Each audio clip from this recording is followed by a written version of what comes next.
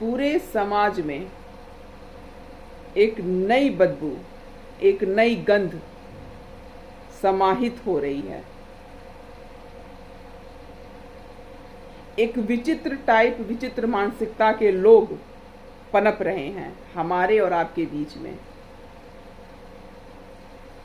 जिसको कानून भी संरक्षण देने के लिए मजबूर है, क्योंकि उसके नज़र में एक घर की पवित्र स्त्री और एक वैश्यानुमा स्त्री दोनों की दोनों बराबर है, दोनों को जीने का बराबर अधिकार है।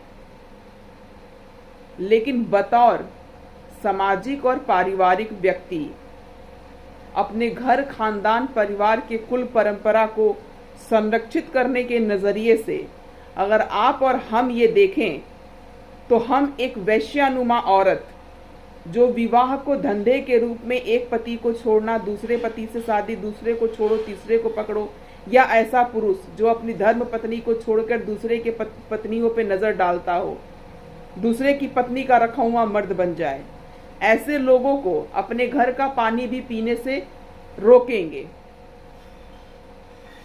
निश्चित तौर पे रोकेंगे। अगर हमारे आसपास में बतौर सामाजिक और पारिवारिक इस बात को देखने और समझने की जरूरत है। बहुत गहराई से समझने की जरूरत है, क्योंकि समाज में गंध फैल रही है। ये कुछ गंदे लोग, वासनाओं से लिप्त लोग, जिन्हें अपनी धर्म पत्नी रास नहीं आई, वो दूसरे की पत्नियों, दूसरे की औरतों पे अपनी निगाह गड़ाते हैं और समाज को प्रेम का नाम दे करके अपनी गंदगी को आगे बढ़ाते हैं। उनको इस बात से कोई फर्क नहीं है कि उनके इस कृत्य से उनके बीवी, उनके बच्चे किस तरीके से जीवन को बर्बादी की तरफ लेके चल रहे हैं। लेकिन इस गंदगी को फैलाने में पुरुष से ज्यादा हाथ वर्तमान में देखा जाए तो महिलाओं का है।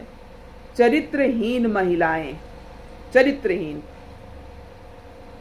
क्योंकि हमारे समाज में, हमारे धर्म में, धर्म चाहे कोई हो, औरत की मांग और औरत का कोख एक मर्द के नाम से नामांकित किया जाता है, धर्मानुसार, कानून के अनुसार। एन केन प्रकारेण अगर जीवन साथी दुनिया से चला गया तो परिवार की सहमति से परिवार में ही उसके जीवन को, महिला के जीवन को आगे बढ़ा दिया जाया करता था। ये सदियों से चली आ रही एक परंपरा है। लेकिन वर्तमान में